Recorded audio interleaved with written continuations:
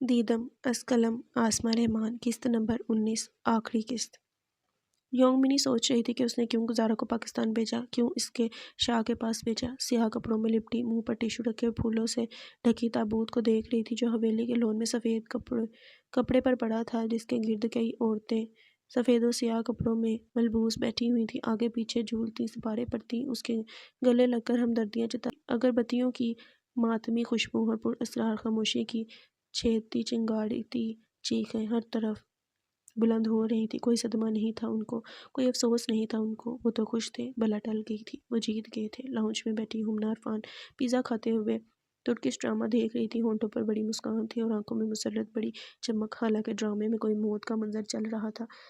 کہا گیا تھا کہ اسے ہارٹ اٹیک آیا تھا، اس نے دوا نہیں لی تھی، اسے سانس چڑھ گیا تھا، وہ بارش میں بھیگ گئی تھی۔ کتنی ہی وجوہات تھیں جو طاہرہ بیگم ممانعہ تعزیت کے لیے آنے والی عورتوں کو دے رہی تھی۔ حویلی پہ کالے کوے منڈلا رہے تھے، لیکن کون دیکھ رہا تھا کہ اس کی موت ہارٹ اٹیک سے نہیں صدمے سے ہوئی تھی۔ ہارٹ تو اس کا 10 سال سے اٹیک تھا۔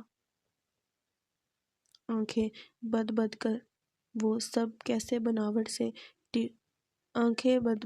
کیسے بناوٹ سے ٹسوے بہا رہے تھے۔ وہ اسٹڈی میں کرسی پر براجمان تھا، سفید شلوار قمیض پر سیاہ شال اوڑھے میز پر پڑے ان کاغذات کو دیکھ رہا تھا جو یونگشی کی زندگی کے پچھلے 10 سال کا احاطہ کر رہے تھے۔ میں نے خود کو 1 سال دیا ہے شاہ۔ اس کے دائیں سمت یونگ منی بیٹھی ہوئی تھی، گود میں ہاتھ رکھے سر جھکائے رو رہی تھی۔ یونگشی کی موت پر وہ اکیلی آئی تھی۔ یونگ ہو نہیں تھا۔ اس 1 سال میں مجھے اتنے پیسے کمانے ہیں کہ بابا رہا ہو جائیں۔ 1 سال اس نے خود کو نہیں دیا تھا، زندگی نے اسے دیا تھا۔ وہ اپنا آخری وقت اس کے ساتھ گزارنے آئی تھی۔ 10 سال پہلے ایک رات اچانک وہ بے ہوش ہو گئی۔ یونگ منی نے نم آواز سے کہنا شروع کیا۔ اسٹڈی میں نیم اندھیرا تھا، لیمپ کی ہلکی زرد لائٹ دونوں کے چہرے پر گر رہی تھی۔ دیوار میں لگی گھڑی کی ٹک ٹک بہت زور سے گونج رہی تھی۔ وہ ٹوٹی پھوٹی انگریزی میں کہہ رہی تھی۔ ہسپتال لے جانے پر معلوم ہوا کہ اس کے دل میں سوراخ ہے۔ 12 سال تک ہمیں یہ معلوم ہی نہیں ہو سکا تھا۔ وہ میرے ساتھ کام کرنے جاتی تھی۔ کوریا میں بچے پالنا بہت مشکل کام ہے اور اگر آپ مقروض ہوں تو یہ ناممکن بن جاتا ہے۔ میں نے چاہا کہ وہ پڑھ جائے لیکن میں پیسے نہیں بنا سکی۔ وہ کم عمری سے میرے ساتھ کام کرنے لگ گئی تھی۔ جب دل کا مرض معلوم ہوا تو میں نے اسے سختی سے روک دیا تھا کہ وہ کسی کام کو ہاتھ نہ لگائے، لیکن میری گرتی ہوئی صحت اور قرض نے اسے آرام کرنے نہیں دیا۔ وہ کم عمر تھی لیکن سمجھدار تھی۔ تم سے رابطہ ختم ہوا تو اس کا سارا دھیان اپنے باپ پر چلا گیا۔ شاید تم دونوں اسے ایک جیسا پیار دیتے تھے۔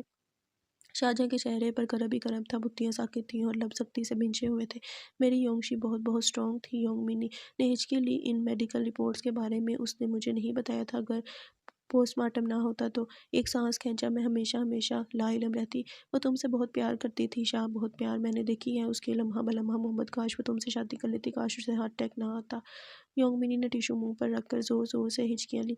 گھر والوں کے علاوہ کوئی نہیں جانتا تھا کہ گزارا کی موت سے پہلے کیا ہوا تھا۔ سب کو لا علم رکھا گیا تھا۔ اس لمحے گزارا کو بلا شبہ ہارٹ اٹیک آیا تھا جو میڈیکلی پرووڈ تھا، لیکن ہارٹ اٹیک لانے والے حالات کیسے پیدا ہوئے یہ کوئی نہیں جانتا تھا۔ یونگ منی بھی نہیں۔ شاہجہاں نے اذیت سے آنکھیں مینچ لیں۔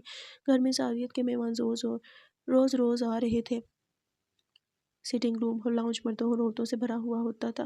آج یونگشی کو یہ ہفتہ ہو چکا تھا۔ یونگ ہو 2 دن میں رہا ہونے والا تھا۔ شاہجہاں چاہتا تھا کہ وہ بھی پاکستان آئے اپنی بیوی اور بیٹے کی قبر دیکھنے، اس لیے وکیل سرتور کوششوں میں لگا ہوا تھا۔ ہفتہ ہو چکا تھا، شاہجہاں کمرے سے باہر نہیں آیا تھا۔ اپنی یونگشی کی موت پر وہ رویا نہیں تھا، پتھرا گیا تھا۔ پتھر رویا نہیں کرتے، پشیمانی، پچھتاوا، کرب۔ اس کا جسم فیصلہ نہیں کر پا رہا تھا کہ کس احساس کو پہلے لائے، کس کو بعد میں۔ اپنے سٹنگ روم میں وہ فرش پر بیٹھا ہوا تھا۔ سامنے ایک بڑا سا باکس کھلا ہوا تھا جس میں بچوں کے مختلف کھلونے اور چیزیں تھیں۔ یونگشی جب کوریا گئی تھی تو بہت کچھ چھوڑ گئی تھی۔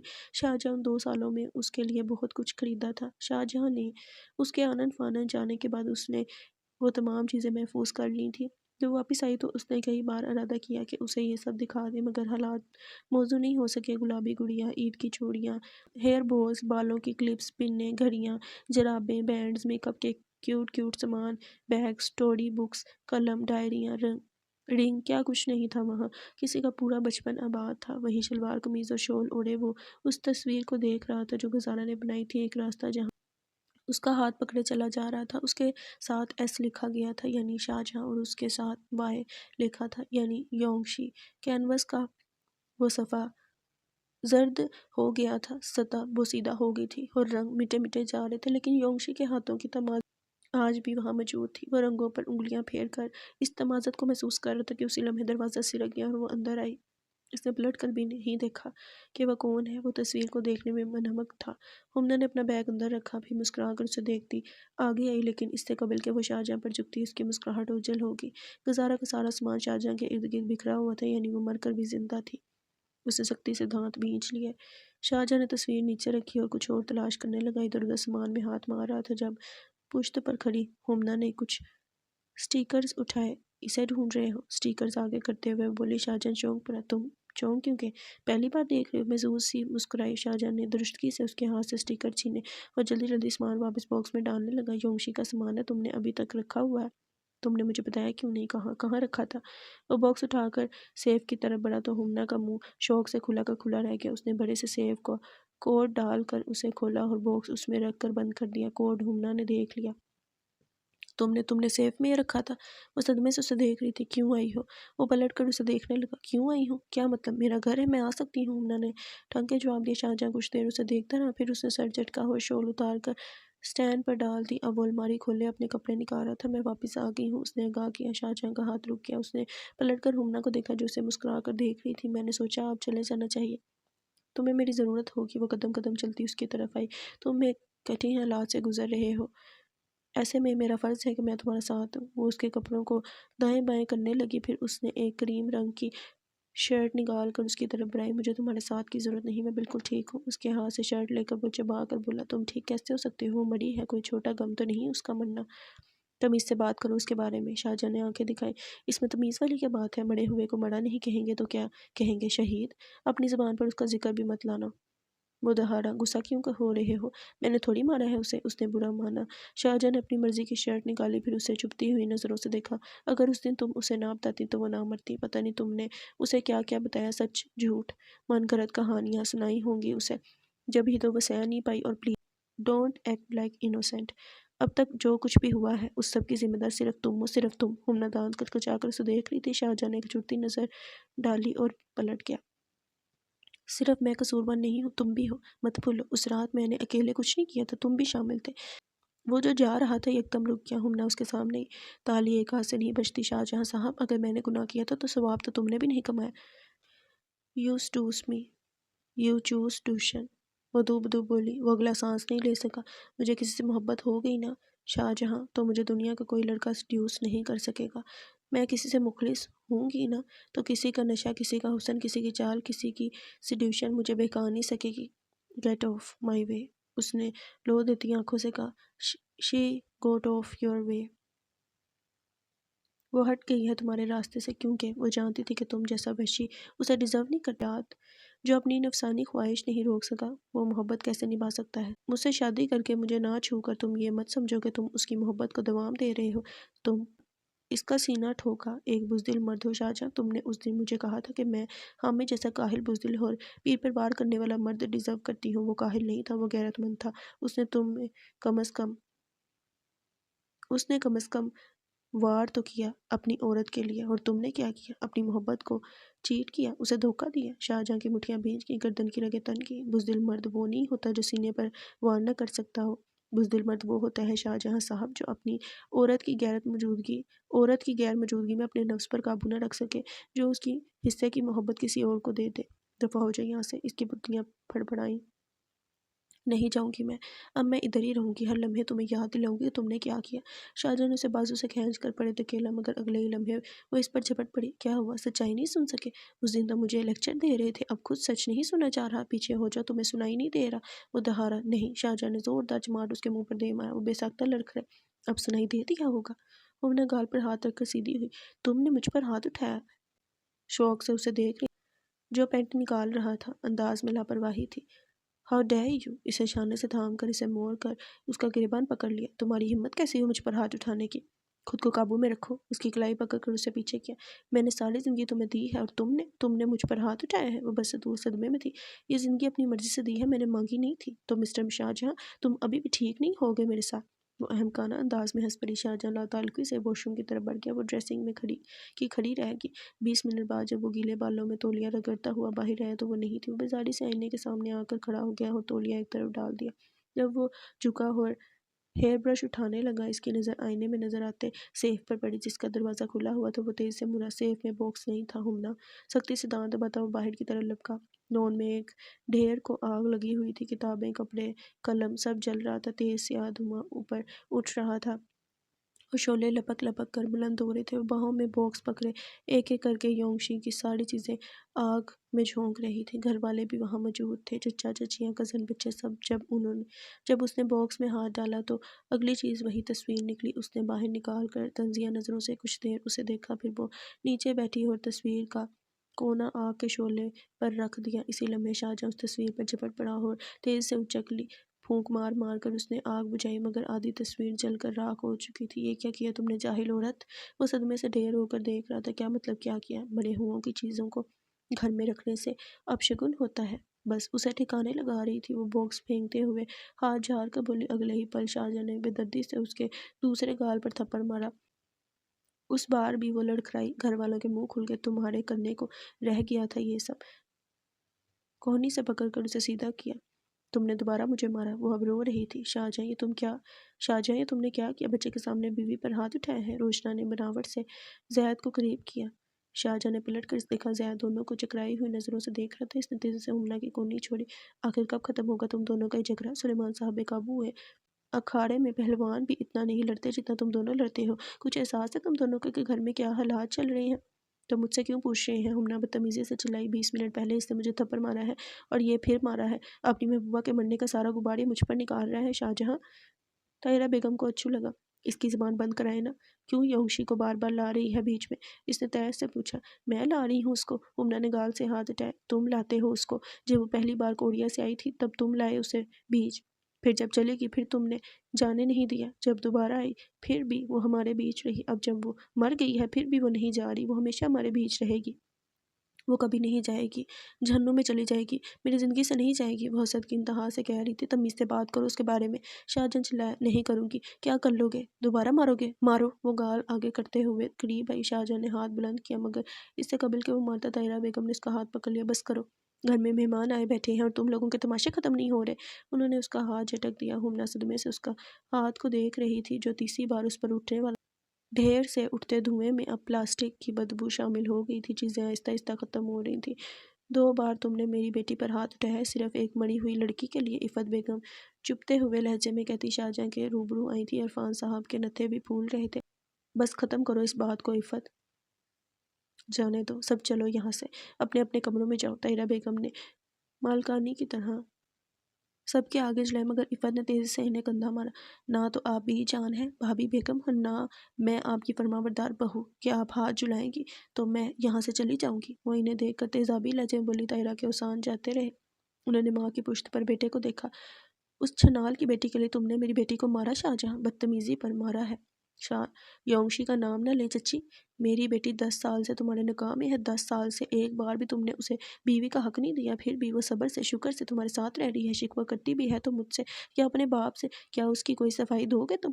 میری بیوی بننے کا شوق تھا نا اسے چچی، شوق ہی پورا کر رہا ہوں میں۔ وہ بیزاری سے ہنس پکڑا۔ حلیمہ نے زید کو کلائی سے پکڑا اور اسے وہاں سے لے گئی۔ گھر والے تم ساتھے دونوں کو دیکھ رہے تھے۔ مجھے تمہاری بیوی بننے کا کوئی شوق نہیں تھا۔ ہمنا نے گیلی سانس کھینچی۔ اچھا؟ وہ فرصت سے اس کی طرف مڑا۔ پھر اس رات کیوں میرے کمرے میں آئی تھی؟ میں تمہارے کمرے میں خود نہیں آئی تھی؟ وہ چلائی۔ بس کرو تم دونوں، چلو ہمنا تم۔ عفت نے تیزی سے بیٹی کو کھینچا۔ کہیں نہیں جاؤں گی میں۔ اسے سختی سے بازو چڑھایا۔ آج سب کو معلوم ہو جانا چاہیے کہ یہ کس نے کیا ہے۔ طاہرہ بیگم کا دل ڈوب کر ابھرا۔ عفت کی سانس تیز ہوگی۔ اس سب کی ذمہ دار یہ ہے۔ اس نے طاہرہ بیگم کی طرف انگلی اٹھائی۔ تائی امی، انہوں نے مجھے کہا تھا کہ شاہجہاں کو سیڈیوس کرو۔ اس دن انہوں نے مجھے وہ ڈریس لا کر دیا تھا، مجھے سمجھایا تھا کہ مجھے کیا کرنا ہے، کیسے شاہجہاں کو بہکانا ہے۔ رات کا وہ پہر بھی انہوں نے منتخب کیا تھا۔ سب نے تیزی سے طاہرہ بیگم کو دیکھا۔ وہ بے حد گھبرائی ہوئی تھی۔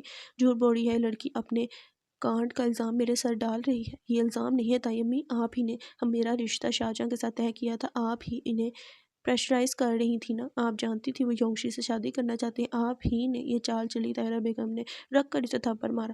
بکواس بند کرو ذلیل لڑکی، ایک تو میرے بیٹے کو ولگلا کر اسے شادی کی اور اب میرے ساتھ الزام لگا رہی ہو۔ یہ الزام نہیں ہے، میں سچ کہہ رہی ہوں شاہ۔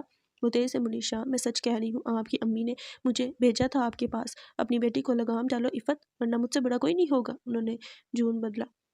ماما کو نہ دھمکائے۔ یہ جو کچھ بھی ہوا ہے آپ نے کیا ہے، کیونکہ آپ نہیں چاہتی تھی کہ یونشی کی شادی شاہجہاں سے ہو۔ آپ ابو کو پسند نہیں کرتی تھی کیونکہ دادی ان کو پیار کرتی تھی اور آپ اکثر انہی کی وجہ سے سلوتیں سنتی تھی۔ آپ دادی کی جگہ لینا چاہتی تھی مگر دادی نے نہیں دی۔ آپ کو ابو سے نفرت تھی، اس لیے آپ یونشی سے بھی نفرت کرتی تھی۔ ہمنا بہادری سے کہے جا رہی تھی۔ طاہرہ بیگم کی پیشانی پر متواتر لکیریں ابھری تھیں۔ آپ نے یہ سارا منصوبہ اپنایا۔ آپ ہی نے مجھے کہا تھا کہ میں اپنا حمل ضائع نہ کروں، بچہ پیدا کروں تاکہ شاہجہاں مجبور ہو جائے۔ کیا کیا کہہ رہی ہے یہ لڑکی، اور آپ سن رہے ہیں؟ انہوں نے خفگی سے گھر والوں کو دیکھا۔ بس کرو، میری ماں پر الزام نہ لگاؤ، شاہجہاں غصے سے دہارا۔ طاہرہ بیگم کی پیشانی کا تناؤ کچھ کم ہوا۔ آپ کو لگتا ہے میں الزام لگا رہی ہوں؟ ہمنا نے تیز سے پوچھا۔ ہاں، کچھ نہیں سوچ رہا تو ساس پر کچرا ڈال رہی ہو۔ اچھا، اگر ایسا ہے تو پھر میرے سوال کے جواب دیں۔ ہمنا نے بے دردی سے گال رگڑ خود کو کمپوز کیا۔ طاہرہ بیگم کے دل میں نیا خوف پیدا ہو گیا۔ کیسے؟ کون سے سوال؟ اس رات میں آپ کے ساتھ سوئی ہوں، گھر والوں کو کیسے پتہ چلا؟ کون سب کو جگا کر لایا تھا؟ مجھے شاہجہاں کمرے سے تمہاری آوازیں آئی تھیں، اس سے سب اٹھ کر آئے تھے۔ طاہرہ بیگم نے جھٹ سے کہا۔ آوازیں؟ مگر ہمارا دروازہ پہلے بجا تھا اور چلانا میں نے بعد میں شروع کیا تھا۔ کیوں شاہ؟ یہی ہوا تھا نا؟ شاہجہاں کے سانپ ڈھیلے پڑ گئے۔ اس نے ماں کو دیکھا۔ مجھے کیوں ایسے دیکھ رہے ہو؟ میں اس کی آواز سن کر آئی تھی۔ وہ نظریں بچانے لگی۔ مگر امی، اس نے تو کوئی آواز نہیں نکالی تھی، شاہجہاں نے نرمی سے کہا۔ طاہرہ بیگم کا سانس رک گیا۔ سب نے پلٹ پلٹ کر انہیں دیکھا۔ میں سچ کہہ رہی ہوں، مجھے ایسے مت دیکھو سب۔ وہ گھبرا گئی۔ آپ 3 بجے جاگ کر کیا کر رہی تھی طاہرہ بیگم؟ سلیمان صاحب نے ٹھنڈے لہجے میں پوچھا۔ جی 3 بجے ہم نے انہیں پکڑا تھا، سب سے پہلے آپ پہنچی تھی۔ ہمارا کمرہ شاہجہاں سے بہت دور تھا، شاہ عالم کا کمرہ سامنے ہے، اور عمران کا بھی۔ ان دونوں کے اٹھنے سے پہلے آپ کیسے وہاں پہنچی؟ طاہرہ بیگم کی سر لگی تلووں پر بجھی۔ میں وہ بے اختیار انہیں ٹھنڈے پسینے آنے لگے۔ کہہ دیں کہ آپ تہجد کے لیے اٹھی تھی، ہمنا نے طنز سے کہا۔ چپ کرو تم، میں شاہجہاں کو دیکھنے گئی تھی کہ وہ آیا ہے یا نہیں، میری عادت ہے، پتہ تو ہے تم سب کو۔ انہوں نے چہرے کو چھو کر حالت قابو کرنے کی کوشش کی۔ مگر اس دن تو میں کہیں نہیں گیا تھا امی، جب سونے کے لیے جا رہا تھا تو آپ ہی نے کہا تھا نا کہ دودھ پی کر جانا، اور میں نے منع کر دیا تھا، پھر آپ کس کو دیکھنے آئی تھی؟ طاہرہ بیگم کے دل میں ٹیس اٹھی۔ اف اف، اس رات تو میں بھی کمرے میں تھا، بلکہ میرے ساتھ عاطف اور سمیر بھی تھے۔ جب شور شروع ہوا تو ہم تینوں سونے جا رہے تھے، اس سے پہلے تو ہمیں کوئی آواز نہیں آئی تھی، شاہ عالم نے سادگی سے کہا۔ طاہرہ بیگم کا سانس تیز ہوا، بار بار وہ خشک گلا تار کر رہی تھی۔ تائی امی، اگر میں نے یہ سب خود کرنا ہوتا تو میں کبھی نہ چلاتی، سب کچھ کر کے چپ چاپ وہاں سے نکل آتی، لیکن یہ آپ کی منصوبہ بندی تھی کہ سب گھر والوں کو جگائیں گے، پھر پکڑیں گے اور پھر زبردستی نکاح ہوگا۔ ہم نے آخری کیل ٹھوک دی۔ ڈھیر سے نکلنے والی آگ اب بجھ رہی تھی۔ طاہرہ بیگم نے دل پکڑ لیا، آنکھیں بند کر لیں۔ لون میں طلسماتی خاموشی چھا گئی۔ کئی لمحوں تک صرف شعلوں کی بھربھراہٹ سنائی دے رہی تھی۔ کیوں کیا آپ نے ایسا امی؟ سکتے میں شاہجہاں کی ٹوٹی ہوئی آواز سنائی دی۔ انہوں نے گیلی آنکھیں کھولی۔ وہ بہت بکھر کر انہیں دیکھ رہا تھا۔ میں تمہیں خوش دیکھنا چاہتی تھی شاہ، میرے بچے۔ کیا میں خوش ہوں امی؟ کرب سے پوچھا۔ وہ بلک بلک کر رونے لگی۔ بتائیں مجھے، کیا میں خوش ہوں؟ کیا ہم خوش ہیں؟ مجھے معاف کر دو، میں نے سب تمہاری خوشی کے لیے کیا تھا۔ وہ ہاتھ جوڑتے ہوئے آگے آئی۔ شاہجہاں پتھر کا مجسمہ بن کر کھڑا تھا، ہاتھ سے تصویر چھوٹ کر نیچے گر گئی۔ آپ نے مجھے صرف یونسی سے دور کیا ہے امی، آپ نے اپنے بیٹے کو بدنام کیا ہے۔ نہیں نہیں، وہ تڑپ اٹھی۔ ایسی بات نہیں ہے، ایسا کچھ نہیں ہے، مجھے معاف کر دو شاہ، مجھے معاف کر دو۔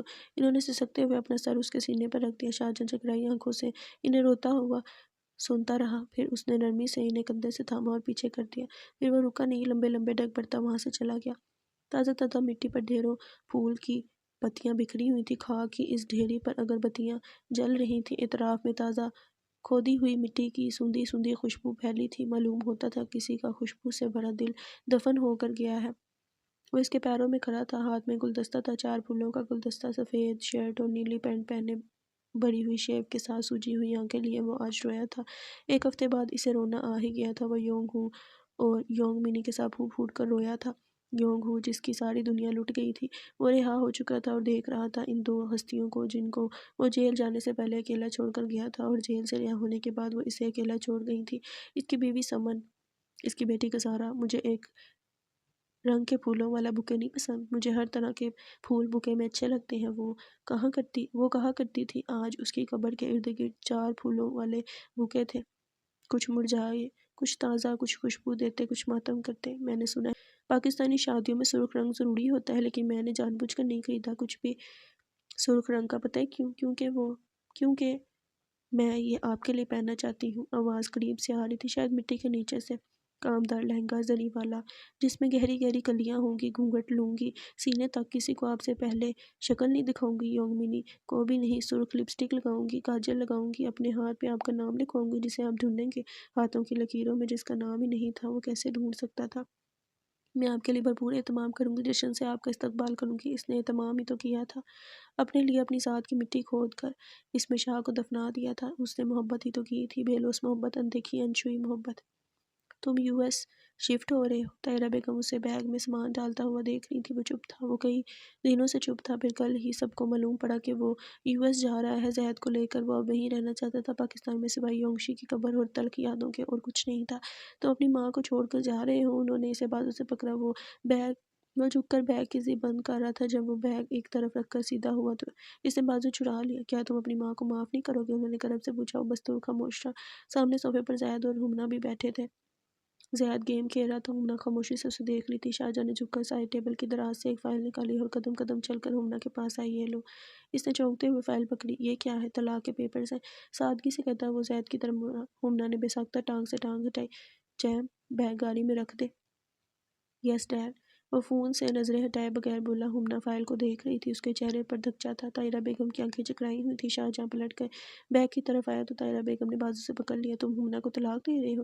زبردستی کی شادیوں میں طلاق ہی ہوتے ہیں امی، اس نے صفاقی سے کہا اور بازو چھڑا لیا۔ ہمنا کی آنکھیں ڈبڈبا گئیں۔ وہ کاغذ جسے وہ 4 سال سے پاگلوں کی طرح حاصل کرنے کی کوشش کر رہی تھی اور اب جب کہ وہ اس کے ہاتھ میں تھے کس قدر بھاری تھے، اسے محسوس ہوا وہ نہیں اٹھا سکے گی۔